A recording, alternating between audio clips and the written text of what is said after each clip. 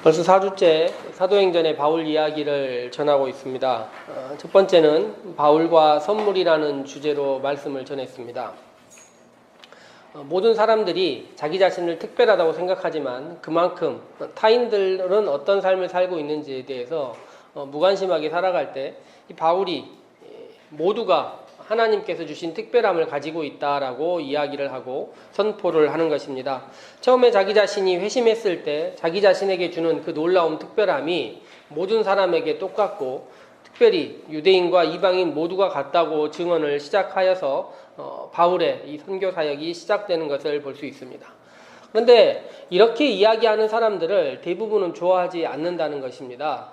특별히 기득권은 이 특별함이 자기들에게만 있는 것이라 생각하고 그것을 강화시키기 위한 노력들을 몇천 년 동안 이어져 왔기 때문에 모두 특별하다, 하다못해 신분과 고위 지위를 막론하고 인종을 막론하고 모두 특별하다는 이야기는 모든 사람들에게 좋지 않은 이야기입니다.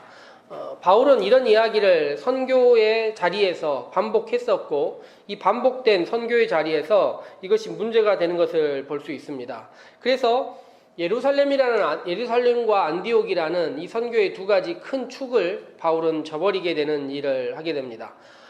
그래서 바울이 예루살렘과 안디옥을 버렸을 때 함께할 사람들이 없고 그래서 홀로 선교 여행을 떠나는 바울에 대한 이야기, 모두를 특별하게 만들기 위하여 자기 자신을 예루살렘과 안디옥에서 멀어지게 했던 바울의 이야기를 들었습니다. 그리고 예루살렘과 안디옥 없이 떠나는 바울의 일상이 함께하는 삶이 어디를 가도 쉽지 않았을 것이다. 그리고 성령이 자기 자신에게 무엇인가를 막고 있고 전하지 못하게 한다고 느낄 만큼 이 아시아 전역에서 바울의 선교, 복음을 전하는 일은 어려웠던 것을 보고 있습니다.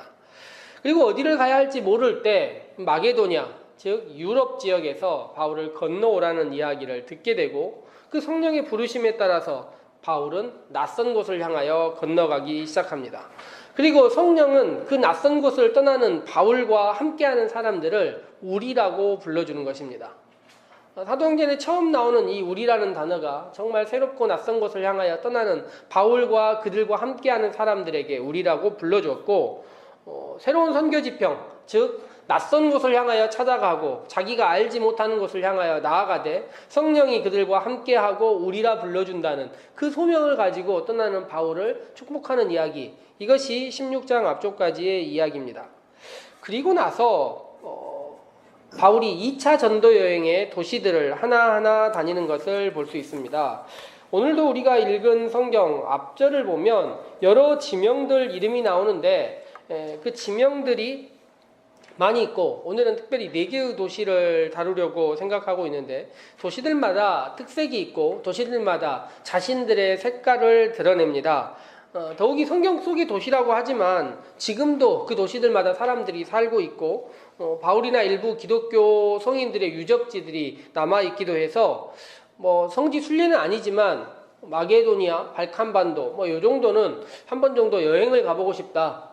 좋은 여행이 되지 않을까 하는 생각으로 그들이 살고 있는 과거와 2000년 전과 지금은 어떤 삶을 다른 삶인가, 그 도시는 어떤가를 한번 헤아려 보고 싶은 마음도 있곤 해지는 것입니다.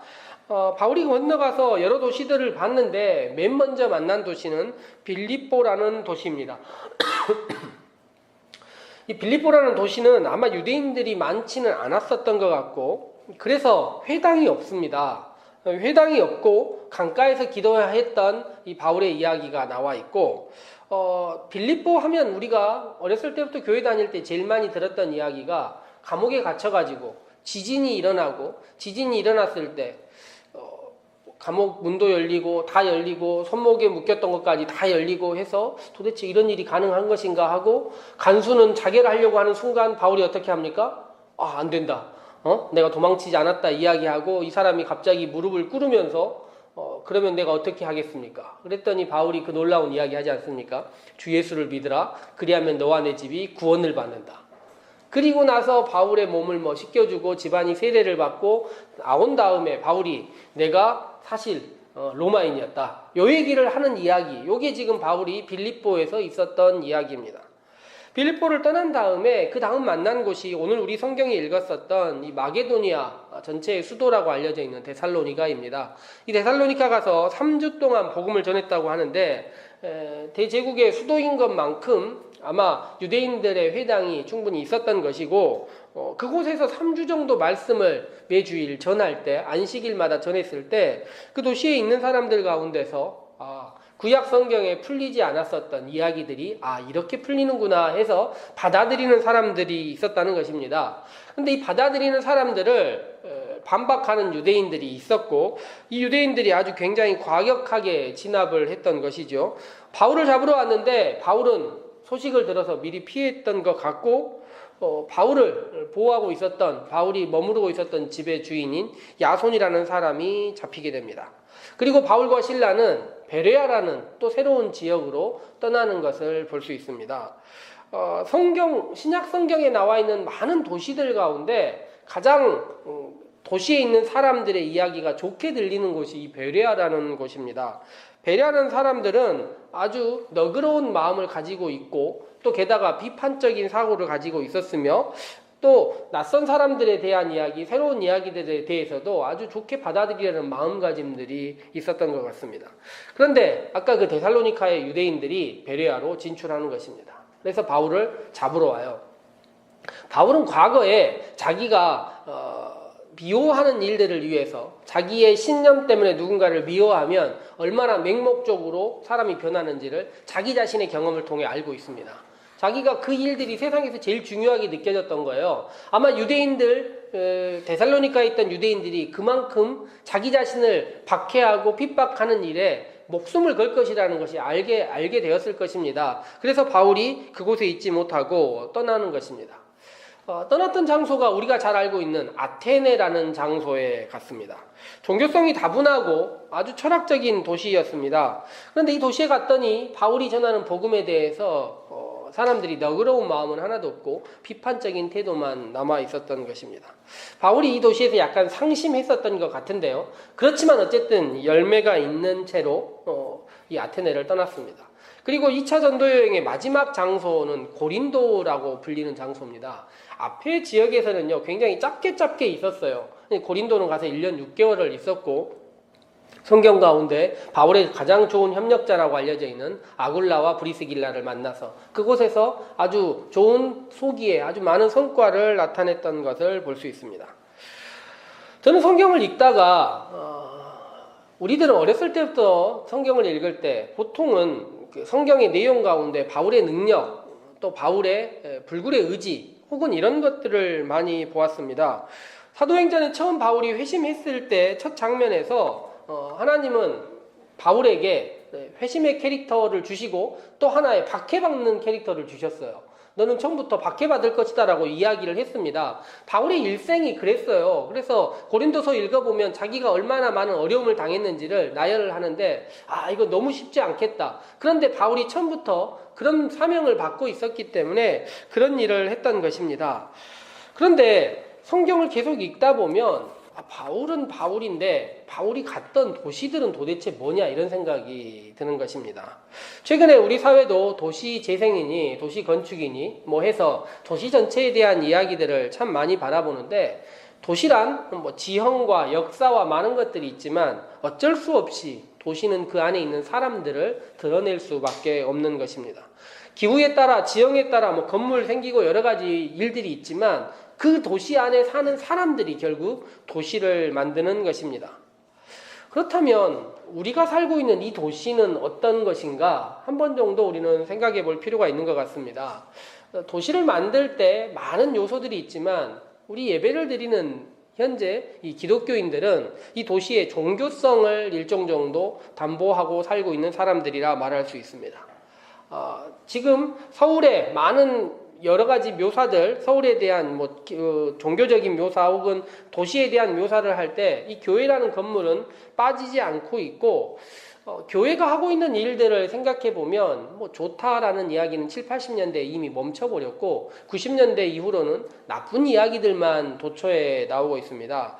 어떤 상상을 해도 그보다 더 나쁜 이야기를 꼭 만들어내가지고 우리를 놀라게 하는 것입니다. 최근 몇 년 사이에 우리 사회는 한 교회, 특히 우리 교단에 속한 교회 때문에 큰 이슈를 많이 겪었고, 또 강남에 있는 교회 하나가 토지를 바꿔가지고 어쨌든 문제를 일으켰던 큰 이슈들을 보았습니다. 두 교회는 굉장히 난처했겠죠. 법적 대응도 있고, 그 교회에 있는 목사들 만나보니 목사들에게 명령 비슷하게 내려졌답니다. 일체 대응하지 마라. 법무팀 다 있겠죠. 다 알아서 진행할 테니 대응하지 마라. 이렇게 이야기를 했다는 것이죠. 그런데 이 사람들이 기뻐할 소식이 최근에 한 목사에 의해서 이렇게 도처에 나오고 있습니다. 정권에 반대하는 이야기를 도처에 하고 있으면서 더 최악의 이야기를 해버리면 중간에 있는 이야기들은 다 묻히게 마련입니다. 제가 볼 때 그 두 개의 대형 교회 입장에서는 이런 호재가 없을 것입니다. 한 사람으로 인해서 자기들이 완전히 잊혀지게 되니까 말입니다. 교회는, 신앙인들은 이처럼 자기 자신을 드러낼 수밖에 없는 복음이라는 특별한 의미를 가지고 있습니다. 이 복음은 자기 자신을 밖으로 드러낼 수밖에 없는 성향을 가지고 있기 때문에 신앙인들은 어쩔 수 없이 자신을 드러내는 것입니다. 몇 년 전까지만 해도 교회는 저희 교회는 붙이지 않았지만 일반 교회들, 지금도 붙여져 있는 교회가 있습니다. 이단이라고 한국교회에서 불리는 신천지 같은 교회들을 우리 교회 신천지 출입 금지해라, 이렇게 표식들을 붙이고 있는 것입니다. 지금도 그러하지요. 그런데 신천지라는 이단, 괴물을 우리가 외부에 만들어 놨는데 그 괴물과 맞서 싸우고 있는 우리의 모습은 어떤가? 우리의 모습 또한 그다지 다르지 않다. 이 도시의 종교성을 보여주는 우리의 모습도 비슷한 것처럼 느껴진다는 것입니다. 우리가 사는 도시와 건물들은 어쩔 수 없이 우리의 욕망을 반영합니다. 교회라는 건물도 그렇고 교회 안에서의 많은 활동들도 우리의 욕망이 투영될 수밖에 없는 것입니다. 그렇다면 오늘 성경에 나와 있는 도시들은 어떤 욕망을 우리에게 보여주는 것일까요? 바울이라는 사람은 회심과 박해라는 자신의 캐릭터와 우리라는 성령과 함께함을 가지고 이곳저곳을 다닙니다. 그런데 도시는 그대로 있고 도시 안의 사람들은 변하지 않고 그대로 있는 것처럼 보이는 것입니다. 첫 번째 만난 도시가 빌립보라고 이야기를 했습니다. 이 빌립보라는 도시는 마게도냐 지역에 있는 아주 큰 도시인데 로마의 퇴역 군인들이 세운 도시입니다. 황제를 위한 숭배, 또 로마와 로마의 정식 시민이 되기 위한 욕망들로만 가득 차 있는 도시라는 것입니다. 그 흔하다는 디아스포라 유대인들을 위한 회당조차 없는 곳입니다. 종교가 필요한 사람들은 강가에 가서 그냥 기도할 뿐입니다.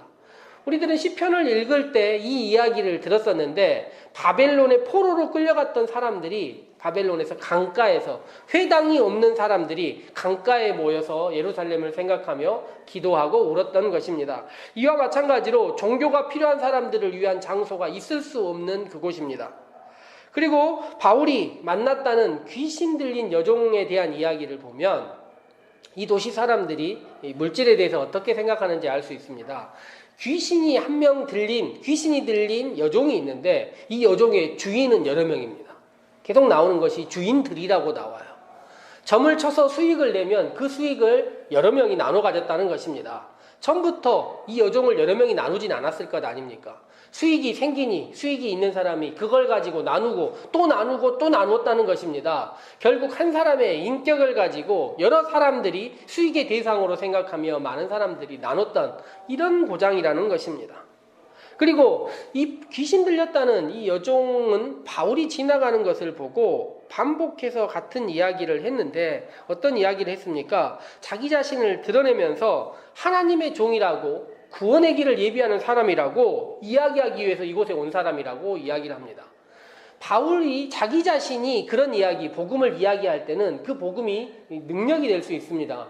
그런데 누군가가 우리를 향해서 외부에서 쟤들 복음 전하러 왔다 계속 이런 이야기를 반복한다면 예수님의 이름이 어떻게 되는 것입니까?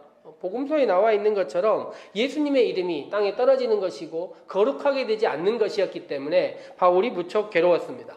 바울은 그 도시의 정서를 알았기 때문에 이 사람의 귀신을 내쫓으면 어떤 무리를 일으킬 것인지 충분히 알았던 것 같은데 예수님의 이름의 명예와 자기 자신의 안위 중에 예수님의 이름의 명예를 올린 것입니다. 그리고 나서 귀신이 쫓겨나고 나자 종의 소유자들은 귀신이 나간 것에 기뻐하는 것이 아니라 당연히 자신들의 이익의 근원이 사라진 것에 대해서 몹시 분노합니다. 복음서에 나와 있는 거라사 광인에 대한 이야기 나왔을 때 사람들이 귀신 쫓겨난 이야기보다는 돼지떼가 죽은 것이 훨씬 더 슬퍼한 것 아닙니까? 그들 마음 가운데 그런 일들이 있는 것 아닙니까? 이와 마찬가지로 빌립보에서도 귀신이 쫓겨난 이야기를 듣고 귀신의 주인들, 그 여종의 주인들은 바울을 몹시 혹독하게 다룹니다. 그들에게 빌립보 사람들이 자신의 이익을 빼앗은 사람에게 줄 수 있는 것은 매질과 감옥입니다. 그에 대해서는 합리적으로 토론해 볼 것도 없고 이 사람이 어떤 종족인지 어떤 시민권을 가지고 있는지조차 알 것이 없습니다. 이익을 빼앗은 사람에게는 매질과 감옥입니다. 성경에 보니 감옥이 깊은 곳, 그런 사람들을 위하여 깊은 감옥을 준비했었던 것 같습니다. 그리하여 감옥에 갇히고 바울은 그곳에서 벗어나기는 하지만 그곳에 계속 머무를 수 없다는 것을 알게 됩니다. 그리고 바울이 그 다음에 갔던 곳이 마게도냐의 수도로 알려져 있는 데살로니가입니다. 수도인이 당연히 다양한 사람들이 존재하고 그들은 3주 동안 전하는 바울의 이야기를 듣고 이것이 구약 성경이 우리에게 들려주는 진정한 메시지라 하여 귀를 기울입니다. 그렇지만 그곳에 있는 유대인들의 성향 그리고 데살로니카라는 지역의 성향은 폭력적이기는 빌립보와 마찬가지입니다. 그런데 성경 중간에 이어보니까 종교와 권력이 어떻게 연합되어 있는지를 보여주는데 야손이라는 사람의 집에 바울이 있었던 것으로 성경은 기록하고 있습니다. 그런데 바울이 없어서 야손을 잡아갔는데 야손을 잡아간 사람들이 원하는 것이 무엇이냐면 바울이 누구냐? 너는 무엇을 했느냐? 진실에 대한 이야기를 알고 싶은 것이 아니라 무엇이 궁금합니까? 보석금을 낼 수 있느냐가 오히려 궁금한 것입니다. 종교와 권력이 함께 차 있고 어찌 보면 세련되어 있는 수도처럼 보이지만 이곳과 빌립보는 전혀 다르지 않습니다. 만약 돈을 내지 못하면 어떻게 되는 것입니까? 매질과 감옥만이 남아있는 것입니다.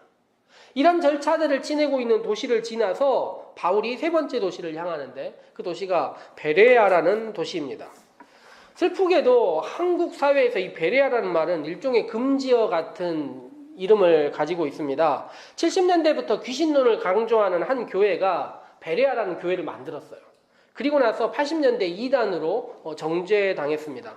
그래서 이 베레아라는 좋은 이름에도 불구하고 한국 교회들 가운데 베레아라는 이름을 쓰는 교회는 거의 없습니다. 그런데 성경을 살펴보면 우리 한국 교회에서 받고 있는 이미지와 너무 다르게 베레아라는 사람은 마음이 너그럽고 말씀을 볼 때 간절한 마음이 있고 또 그런가 하여 살펴본다. 비판적으로 바라보면서 성경을 바라본다는 것입니다. 누가 봐도 이런 모습은 교회가 바라는 모습이고 신앙인들의 올바른 형태라고 느껴지는 것입니다. 그런데 베레아라는 말을 쓰기 어려운 것은 단지 귀신론 때문은 아닌 것 같습니다. 한국 교회는 너그러운 마음이 없으며 간절하게 말씀을 바라보지도 않고 비판적으로 살펴보지도 않기 때문입니다. 오히려 귀신론이 문제가 아니라 베레아 사람들이 하고 있는 말씀을 바라보는 태도와 한국 사회의 말씀을 바라보는 태도가 정반대에 있었기 때문입니다. 오히려 한국 사회는 어땠습니까? 맹목적으로 말씀을 바라보고 자기와 다른 사람들을 과감하게 내쳤으며 비판적인 사고를 가진 사람들에게는 일종의 자유주의다, 빨갱이다 하면서 사고 자체를 완전히 막아서 몇십 년을 지냈던 것입니다. 한국 사회에서 비판적인 생각을 갖고 있는 교회들이 얼마나 남아있는지, 그리고 그들이 한국 사회에서 7, 80년대를 지내기 얼마나 힘들었는지를 생각해보면 단지 이름뿐만 아니라 그들이 가지고 있었던 생각도 한국 사회가 받아들이지 않았던 것 같습니다. 마지막 한 장소는 아테네입니다. 세 도시와 다르게 바울은 아테네에서 복음을 전하다가 몹시 상처를 받았습니다. 복음을 전하는 것이 아니라 논쟁만이 남았었고, 이 도시는 너그럽고 간절한 마음 없이 뭐만 남아있습니까? 비판적인 사고만이 남아있습니다. 새로운 것을 좋아하되 관심은 많고 토론과 사고를 만들어내긴 하지만 영혼을 돌보는 일 없이, 삶을 바꾸는 일 없이 타인들의 관심에 대해서 비판하고 조롱하는 일들만이 남아있는 장소라는 것입니다. 바울은 마음이 상했지만 놀랍게도 그곳에서 회심의 사람들도 있었음을 알게 됩니다. 바울은 전도여행을 하면서 오늘 우리 주보에 나와 있는, 앞면에 나와 있는 도시들처럼 하나하나 도시들을 둘러봅니다. 도시는 흡사 사람들에게는 거울과 같은 것 같습니다. 거울처럼 우리를 보여주고 우리의 욕망을 보여주고 우리의 생각들을 보여줍니다. 우리들은 베레아 사람들과 같이 그렇게 말씀을 바라보고 너그러운 마음을 가졌으면 좋겠다 생각해 보지만 우리 안에 이 네 도시가 가지고 있는 모든 이야기들이 우리 안에 다 들어있는 것 같지 않습니까? 따로 떨어져 있지 않고 이들의 이야기들이 다 흡사 우리의 이야기들인 것처럼 보인다는 것입니다. 외부에서 누군가 바울과 같은 사람들이 와서 우리의 도시에 있는 교회들을 둘러보고 우리를 살펴봤을 때 이와 다르지 않을 것이다. 그들 가운데 부끄러운 모습들 거울처럼 비춰본다면 우리 또한 부끄러운 모습으로 지낼 수밖에 없다 생각이 드는 것입니다. 그렇지만 이 부끄러운 모습 더 성장하고 더 나아졌으면 좋겠다고 생각하는 그 모든 것까지 우리의 모습이고 그것이 우리의 교회를 만들어내고 우리의 도시를 만들어낸다는 것을 성경을 통해서 우리 사회를 통해서 우리가 알았으면 좋겠습니다. 바울이 추후 편지를 보냈던 장소들을 보면 첫 번째 빌립보와 두 번째 데살로니가에 바울이 편지를 보냈던 것이 지금도 남아 있습니다. 바울이 지냈던 기간들은 굉장히 힘들고 박해받았지만 그 이후로 그 장소에 교회가 생기고 도시를 바꾸기 위한 노력들이 과거로부터 지금까지 계속 지속적으로 있었던 것입니다.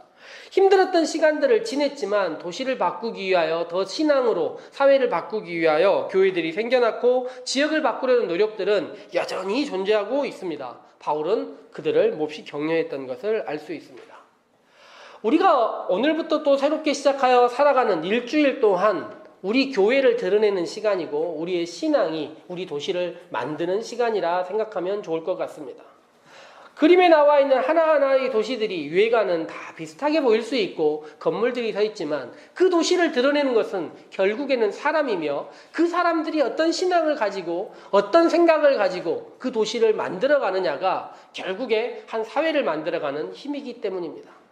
부디 우리 살림의 성도들이 일주일을 살아가시면서 나의 신앙이 우리 교회가 우리 도시를 어떻게 바꿀 수 있을 것인가 고민하고 말씀과 기도와 우리의 일상의 성실한 삶으로 그것을 온전히 한 번씩 한 발짝씩 이뤄가는 우리 살림의 성도들 모두 되시기를 소망해 봅니다. 함께 기도하도록 합시다.